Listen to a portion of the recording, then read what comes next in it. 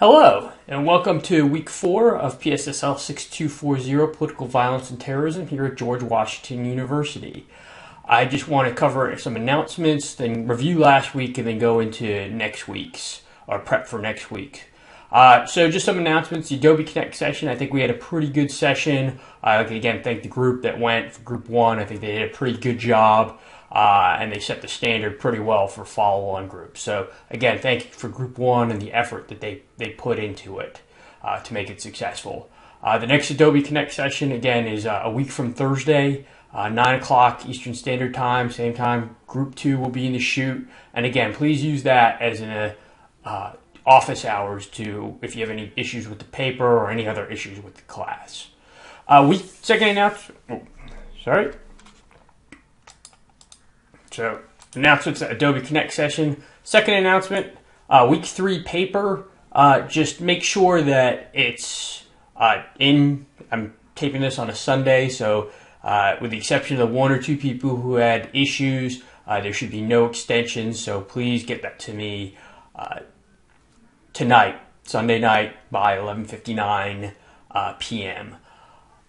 If I should have those back to you by the end of the week. And again, just a reminder, the grades are going to be a lot harder. I grade a lot harder on the papers than I do the weekly discussion section. So keep that in mind. So review of last week. Road to 9/11, long history, short history.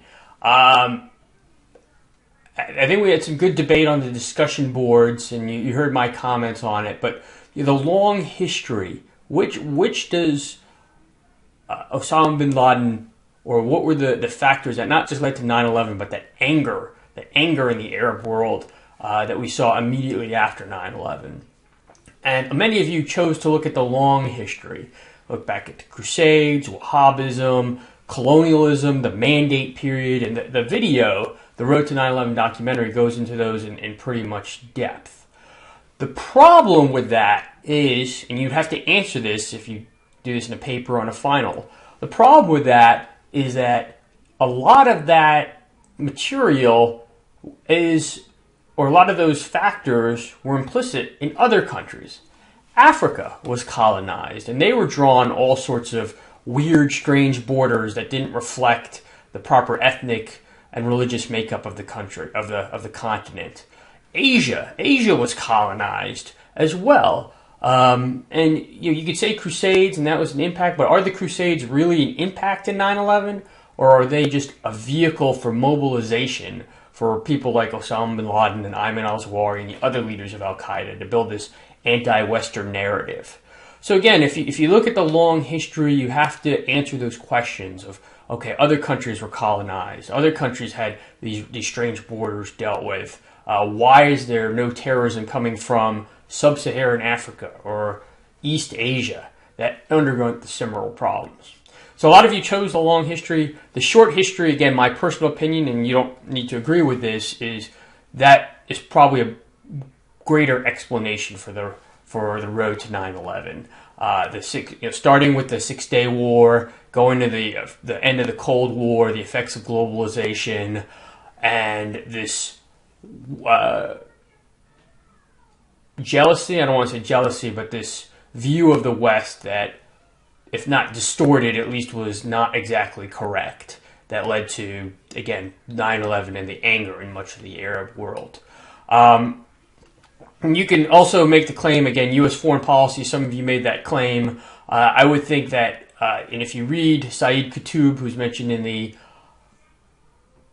Zakaria article, he talks about the close enemy and the far enemy. So the close enemy would be Saudi Arabia and Egypt, but the far enemy would be the United States, which presumably props up these regimes. And that's the narrative that Osama bin Laden, I think, explained at least very well to his audience, that if you hate the government of Saudi Arabia, you hate the government of Egypt, which a lot of people did, you really have to hate the United States, because if you knock the United States out, those two governments fall. Whether that's right or wrong is a different story, but that's the story he sold, and I think he sold it pretty well. So that covers kind of the road to 9/11. Again, stomp, stop, hint, hint. Keep in mind when the final comes around on that question. Second part was terrorism finance, and that kind of led us into the counterterrorism phase of this course. Yeah, the Napoletti, it's a good piece, but I don't think I think she gave that lecture in 2006. It was a little anti-American, to be honest, but it's still a lot of the truth that she said about terrorists being fundraisers that occasionally kill people were actually pretty solid. And as we go into week 4, I just want you to think of variables for success of terrorist groups. Why is Hezbollah successful? Is it because they have a outside funding stream from Iran and they never had to really do those ugly things that ETA might have done or the Red Brigades did that Napolini talks about? So just keep that in mind as we move forward. And then the other piece, the Terror Inc. point gave a good a synopsis of the financing of terrorism for the London 7/7 July 7, 2005 attack in the metro stations in London, and gave a pretty good account of how they kept their books, and they almost kept their books like a company or an expense report, like you're doing in your day jobs. So good comments again on week 3. Moving on to week 4. So just preview. So there's a couple of readings. There's the RAND article and the CNAS Om Shinrikyo article. What I want for the RAND article is I want you to focus on one of the groups. So they mentioned 4 groups: ELF, Earth Liberation Front, Hezbollah, IRA, and Om Shinrikyo. I want you to focus on one of those and talk about how they've adapted. So it's a very thick reading, the RAND article is, but I want you to not just read the whole thing, but get the gist of the article and then focus down on one of those groups that I talked about. Explain how they've adapted, explain how they've responded to counterterrorism operations, and explain why they're successful or why they're not successful. Along with the reading, you have the ISIS video. Excellent video on ISIS. And what I want you to do is think, when you're talking about ELF or Hezbollah or Om Shinrikyo, compare and contrast how they've adapted to ISIS, or how ISIS has adapted, or how ISIS has advanced. And the frontline video on ISIS does a pretty good overview of the group. So again, what I want you to do is think about those patterns that we've seen in the past and how they apply to an organization that's going on right now. So that covers the readings. The second video I described is The Dirty War by HBO film. If you don't have the DVD, it's on YouTube. Just Google it, or YouTube search it, and it will come up. It is I was hesitant at giving movies out on a graduate school seminar, but Dirty War is a very good movie, very factually accurate, and I think you get a lot from it. Just keep in mind, it's not appropriate for young children, so it's not really family movie night kind of video, but it's still a video that's well worth seeing. It's something that applies to our lessons for this week. So terrorism adaptation, I already talked about that. Again, focus on one group, see how it's adapted through time, or whether it hasn't adapted, whether it's failed to adapt, why or why not. So again, that will be the first part. Second part is WMD Terrorism. It is a fascinating group, fascinating analysis.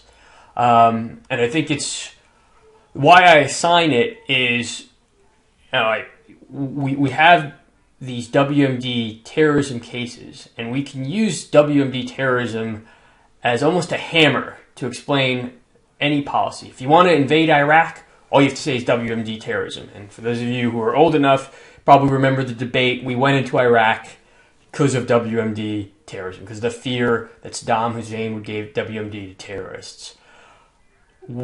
What I want you to do is think through, or not a lot of people at the time did, and I want you to do this, is think through, is that possible? Is it possible for a country to give WMD to a terrorist group and have that impact us? Now, I've sat in meetings at DITRA where I work, and all you have to say is WMD terrorism, and I want hundreds of millions of dollars for this system because of WMD terrorism. And without thought, people will sign off on that.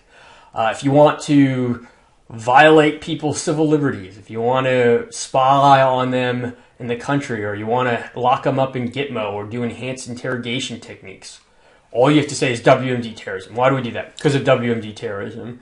And a lot of people just say it and they don't even think through, okay, what's the science behind it? What's the analysis behind it? So that's kind of why I included this section in the course and why your next paper is on that.